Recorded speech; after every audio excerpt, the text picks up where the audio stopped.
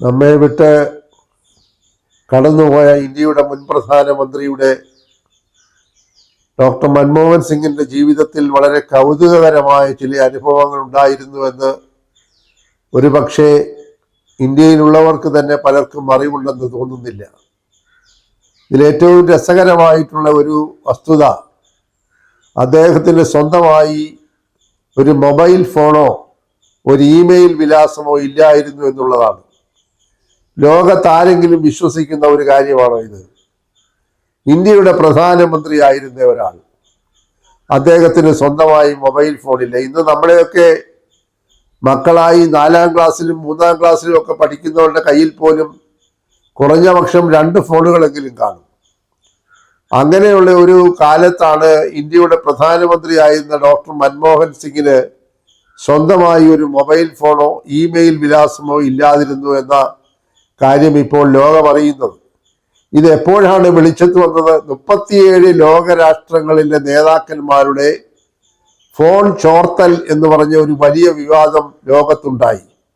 ആസൂത്രിതമായ നീക്കങ്ങളിലൂടെ ചില വ്യാജ രഹസ്യ ഏജൻസികൾ 37 രാഷ്ട്രങ്ങളുടെ തലവന്മാരുടെ ഫോൺ ചോർത്തുന്നു എന്ന ഒരു വാർത്ത വന്നപ്പോഴാണ് ആ 37-ൽ ഇന്ത്യയുടെ പ്രധാനമന്ത്രി ഉൾപ്പെട്ടിട്ടില്ല എന്ന് ജനം അറിഞ്ഞത്. അപ്പോൾ അതേക്കുറിച്ചായി ആളുകളുടെ ഗവേഷണം. എന്ത് പറ്റി? ഇന്ത്യയുടെ പ്രധാനമന്ത്രി ഈ പട്ടികയിൽ ഇല്ലല്ലോ എന്ന് ലോക നേതാക്കന്മാരും മാധ്യമ പ്രവർത്തകരും ഞെട്ടലോടുകൂടെ നോക്കുമ്പോഴാണ് അവർ ഈ വളരെ വിചിത്രമായ കൗതുകകരമായ സത്യം അറിയുന്നത്. ഇന്ത്യയുടെ പ്രധാനമന്ത്രിയായിരുന്ന ഡോക്ടർ മൻമോഹൻ സിംഗിന് സ്വന്തമായി മൊബൈൽ ഫോണുമില്ല, ഇമെയിൽ വിലാസവുമില്ല.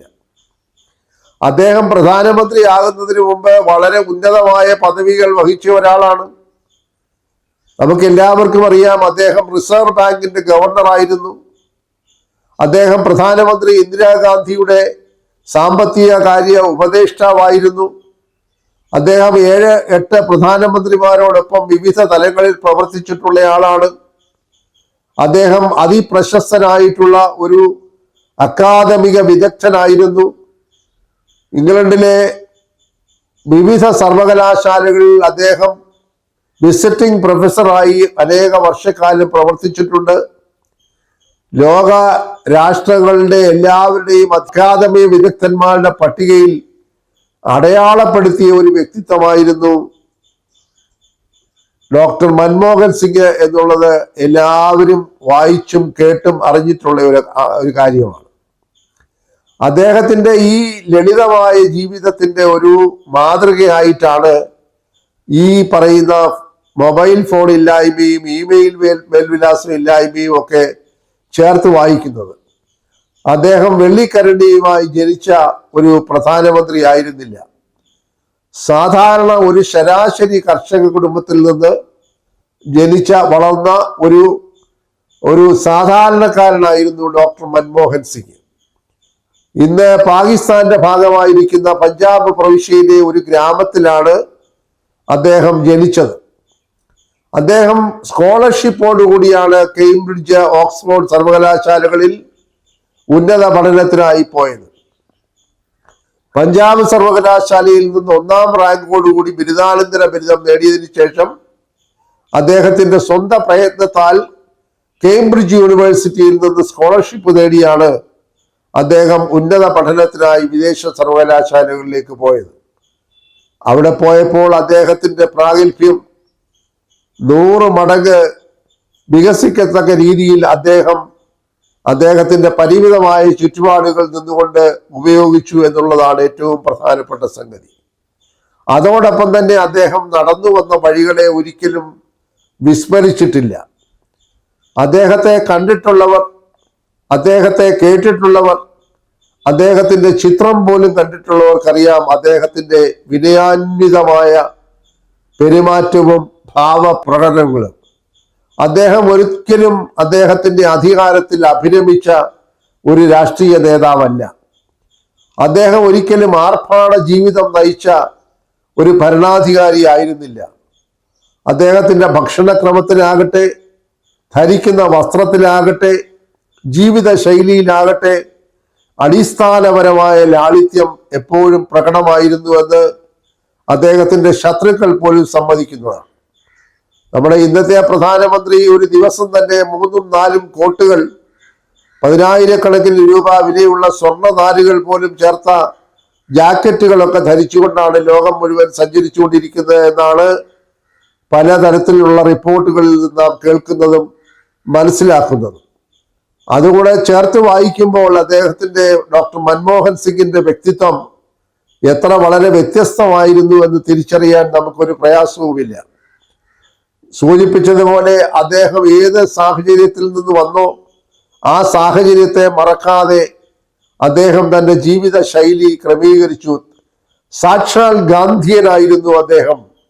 അദ്ദേഹത്തിന്റെ വാക്കുകളും പ്രവൃത്തികളും തമ്മിൽ യാതൊരു വിടവും ഉണ്ടായിരുന്നില്ല.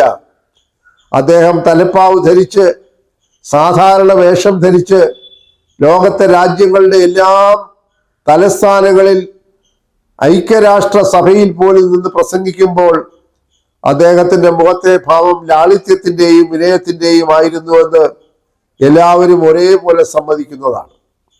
അത് അദ്ദേഹത്തിന്റെ അടിസ്ഥാന സ്വഭാവത്തിന്റെ അല്ലെങ്കിൽ അദ്ദേഹത്തിന്റെ ജനിതക ഘടനയുടെ ഭാഗമായിരുന്നു എന്ന് തന്നെ പറയേണ്ടിയിരിക്കുന്നു.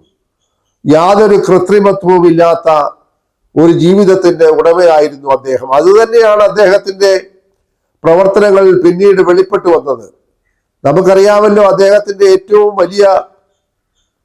വലിയ പ്രഖ്യാപനങ്ങളിൽ പ്രധാനപ്പെട്ട 2 തൊഴിലുറപ്പ് പദ്ധതി. എന്താണ് അത് സൂചിപ്പിക്കുന്നത്? അത് നൽകുന്ന സന്ദേശം എന്താണ്? ഇന്ത്യയിലുള്ള ദരിദ്രരായിട്ടുള്ള ഗ്രാമവാസികൾക്ക് ഒരു നേരമെങ്കിലും ഭക്ഷണം ലഭിക്കത്തക്ക ഏതെങ്കിലും മാർഗം കണ്ടെത്തണമെന്നുള്ള അദ്ദേഹത്തിന്റെ ദൃഢപ്രതിജ്ഞയുടെ ഒരു വലിയ പ്രഖ്യാപനമായിരുന്നു കേന്ദ്ര തൊഴിലുറപ്പ് പദ്ധതി. നരേന്ദ്രമോദി അധികാരത്തിൽ വന്നിട്ടും അതേ സ്പർശിക്കാനുള്ള ആത്മധൈര്യം ഭാരതീയ ജനതാ പാർട്ടിക്കോ അതിന്റെ നേതാക്കൾക്കോ ഇല്ല. കാരണം അത്രമാത്രം അത് മനുഷ്യ മനസ്സുകളിൽ ഇണചേർന്ന് കഴിഞ്ഞിരുന്നു എന്നുള്ളതാണ് ഏറ്റവും വലിയ യാഥാർത്ഥ്യം. എത്രയോ പാവപ്പെട്ട കുടുംബങ്ങളിൽപ്പെടുന്ന ഗ്രാമപ്രദേശങ്ങളിൽ വരുന്ന, പ്രത്യേകിച്ച് ഉത്തരേന്ത്യൻ സംസ്ഥാനങ്ങളിലെ ഗ്രാമപ്രദേശങ്ങളിൽ ഒരു നേരത്തെ ഭക്ഷണത്തിന് മാർഗമില്ലാത്ത അമ്മമാരും കുഞ്ഞുങ്ങളുമൊക്കെ യഥാർത്ഥത്തിൽ ഈ തൊഴിലുറപ്പ് പദ്ധതി വന്നതിന് ശേഷമാണ് ഒരു നേരത്തെ ആഹാരം കഴിക്കാനുള്ള മാർഗം അവർ കണ്ടെത്തിയത്.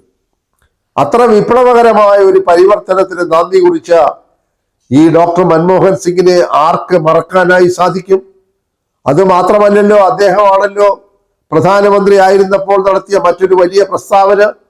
14 വയസ്സ് വരെയുള്ള കുട്ടികൾക്ക് വിദ്യാഭ്യാസം മൗലിക അവകാശമാണ്. അവരെ മാറ്റി നിർത്താൻ പാടില്ല. വിദ്യാഭ്യാസം എന്ന് പറയുന്നത് വരേണ്യവർഗത്തിന് മാത്രമായി മാറ്റി നിർത്തേണ്ട ഒന്നല്ല. അത് സാധാരണക്കാരനായ ആളുകൾക്ക് ലഭ്യമാകണം. 14 വയസ്സ് വരെ 5 പൈസ പോലും ഫീസ് വാങ്ങാതെ ഇന്ത്യയിൽ ആകമാനം സൗജന്യ വിദ്യാഭ്യാസം ഏർപ്പെടുത്തണം. വിദ്യാഭ്യാസം മൗലിക അവകാശമാണ്, ഭക്ഷണം മൗലിക അവകാശമാണ് എന്ന രീതിയിൽ അദ്ദേഹം പ്രവർത്തിച്ചപ്പോൾ ലോകം പോലും അത്ഭുതത്തോടു കൂടിയാണ് അദ്ദേഹത്തെ നോക്കിക്കണ്ടത്. അത് അദ്ദേഹത്തിന്റെ മനുഷ്യ സ്നേഹത്തിന്റെ പ്രതിസ്ഫുരണങ്ങളായിരുന്നു എന്ന് മാധ്യമങ്ങൾ പോലും ആവർത്തിച്ച് വിശേഷിപ്പിച്ചിട്ടുണ്ട്. അദ്ദേഹത്തിന് ശത്രുക്കളില്ലായിരുന്നു എന്ന് തന്നെ പറയേണ്ടിയിരിക്കുന്നു. എന്നാൽ അദ്ദേഹം ഏറ്റവും അധികം വിമർശിക്കപ്പെട്ട ഒരു പ്രധാനമന്ത്രിയായിരുന്നു.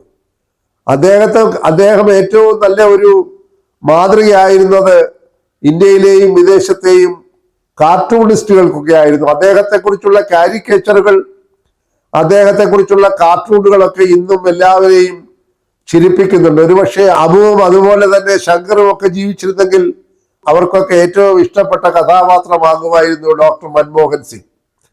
അദ്ദേഹത്തിന്റെ കാരിക്കേച്ചറുകൾ, അദ്ദേഹത്തെക്കുറിച്ചുള്ള വളരെ പരിഹാസ രൂപേണയുള്ള കാർട്ടൂണുകളൊക്കെ അദ്ദേഹം തന്നെ വേണ്ട രീതിയിൽ ആസ്വദിച്ചിട്ടുണ്ട് എന്നാണ് അദ്ദേഹത്തെ അടുത്തറിയാവുന്നവർ പറയുന്നത്.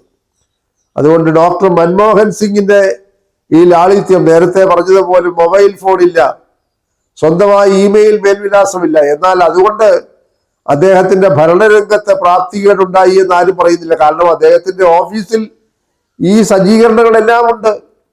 അദ്ദേഹത്തിന്റെ കീഴുദ്യോഗസ്ഥന്മാരുടെ കയ്യിൽ ആവശ്യത്തിന് മൊബൈൽ ഫോണുകളുണ്ട്. അദ്ദേഹത്തിന്റെ ഓഫീസിൽ ഇമെയിൽ മേൽവിലാസമുണ്ട്. അതെല്ലാം അദ്ദേഹം തന്നെ വേണ്ട രീതിയിൽ അദ്ദേഹത്തിന്റെ ഉദ്യോഗസ്ഥന്മാർ നൽകുന്ന വിവരം അനുസരിച്ച് തന്നെ അദ്ദേഹത്തിന് ഉപയോഗിക്കാൻ കഴിഞ്ഞു എന്നുള്ളതാണ് അതിന്റെ സാരാംശം. അല്ലാതെ അദ്ദേഹം മൊബൈൽ ഫോൺ ഇല്ലാത്തത് കൊണ്ട് ജനങ്ങളിൽ നിന്ന് അകന്നു നിന്നിരുന്നു എന്നല്ല. അദ്ദേഹം ഒരിക്കലും ജനങ്ങളിൽ നിന്ന് അകന്നു നിൽക്കാൻ അദ്ദേഹത്തിന്റെ സുരക്ഷാ സംവിധാനമൊക്കെ എത്ര സാധാരണ നിലയിലുള്ളതായിരുന്നു. സിഖ് സമുദായത്തിൽ നിന്ന് ആദ്യമായി പ്രധാനമന്ത്രി സ്ഥാനത്തെത്തിയ ഒരാളെന്ന പ്രത്യേകത കൂടി അദ്ദേഹത്തിനുണ്ട്. അദ്ദേഹത്തിന്റെ സമുദായം അദ്ദേഹത്തെ സ്നേഹിച്ചു, ആദരിച്ചു. ഉത്തരേന്ത്യ ദക്ഷിണേന്ത്യ എന്ന വിടവില്ലാതെ ഇന്ത്യയിലെ 147 കോടി ജനങ്ങൾ, 142-ലധികം കോടി ജനങ്ങൾ അദ്ദേഹത്തെ ആദരിച്ചു. അദ്ദേഹത്തെ വിമർശിച്ചവർ പോലും അദ്ദേഹത്തെ ഇപ്പോൾ നമിക്കുകയാണ്. അദ്ദേഹം തന്നെ പറഞ്ഞു, എന്നെ വിമർശിച്ചവർ ഇപ്പോൾ ഇരിക്കട്ടെ, വിമർശിക്കട്ടെ, പക്ഷേ ചരിത്രം അവരെ വേണ്ട തരത്തിൽ കാര്യങ്ങൾ പഠിപ്പിക്കുമെന്ന്, ചരിത്രത്തിൽ നിന്ന് അവർ പഠിക്കുമെന്ന്, ഞാൻ എന്താണ് ചെയ്തത്, ഞാൻ ചെയ്തത് ആർക്കു വേണ്ടിയാണ് എന്നുള്ള ചരിത്രം അവിടെ അടയാളപ്പെടുത്തി കൊടുക്കും. അപ്പോൾ അവർക്ക് എന്നെക്കുറിച്ച് മനസ്സിലാകുമെന്ന് അദ്ദേഹം തന്നെ പറഞ്ഞതായി ചരിത്രകാരന്മാർ രേഖപ്പെടുത്തിയിട്ടുണ്ട്. അപ്പോൾ ദീർഘദൃഷ്ടിയോടുകൂടി, ദീർഘവീക്ഷണത്തോടുകൂടി, അസാധാരണമായിട്ടുള്ള നിശ്ചയദാർഢ്യത്തോടുകൂടി, ബുദ്ധിവൈഭവത്തോടുകൂടി, ലാളിത്യത്തോടുകൂടി, ശാന്തതയോടുകൂടി ഒരു രാജ്യത്തെ ഭരിച്ച അത്യഭൂതപൂർവമായ വ്യക്തിത്വത്തിന്റെ ഉടമ തന്നെയായിരുന്നു ഡോക്ടർ മൻമോഹൻ സിംഗിന്റെ കാര്യത്തിൽ യാതൊരു തർക്കവുമില്ല. അതുകൊണ്ട് അദ്ദേഹത്തിന് മൊബൈൽ ഫോൺ ഇല്ലാതിരുന്നതും ഇമെയിൽ മേൽവിലാസവും ഇല്ലാതിരുന്നതും ഒന്നും അദ്ദേഹത്തിന്റെ പ്രവർത്തനത്തെ ബാധിച്ചിട്ടില്ല. അത് നൽകുന്ന സന്ദേശം വളരെ പ്രധാനമാണ്. ഞാൻ ഈ ആഡംബരങ്ങളിലോ ഇതുപോലെയുള്ള ആധുനിക സാങ്കേതിക വിദ്യകളിലെ ഒന്നും എനിക്ക് ആവശ്യമില്ല. എനിക്ക് ഈശ്വരൻ തന്നതായിട്ടുള്ള പ്രാഗൽഭ്യം എൻ്റെ പക്കലുണ്ട്. ഞാൻ ആർജിച്ചെടുത്തതായിട്ടുള്ള പ്രാഗൽഭ്യം എനിക്കുണ്ട്. എനിക്ക് പ്രത്യേകമായിട്ടുള്ള യാതൊരു ദുരുദ്ദേശങ്ങളുമില്ല. എൻ്റെ രാജ്യമാണ് എനിക്ക് ഏറ്റവും വലുത്. എൻ്റെ രാജ്യത്തെ ജനങ്ങളാണ് എനിക്ക് ഏറ്റവും വലുത്. ദാരിദ്ര്യരേഖയ്ക്ക് താഴെ കിടക്കുന്ന ജനങ്ങളോടൊപ്പം നിന്നുകൊണ്ട്, അവരെ ചേർത്ത് പിടിച്ചുകൊണ്ട്, അവർക്ക് ഭക്ഷണവും വിദ്യാഭ്യാസവും അവരുടെ മൗലിക അവകാശമാണ് എന്ന് തെളിയിച്ചുകൊണ്ട് നമ്മെ വിട്ടുപോയ ഡോക്ടർ മൻമോഹൻ സിംഗിന്റെ ഓർമ്മകളുടെ മുൻപിൽ നമ്മളുടെ ആദരാഞ്ജലികൾ അർപ്പിക്കുന്നു. അദ്ദേഹത്തിന്റെ ആത്മാവിന് നിത്യശാന്തി ഉണ്ടാകട്ടെ എന്ന് പ്രാർത്ഥിക്കുകയും ചെയ്യുന്നു.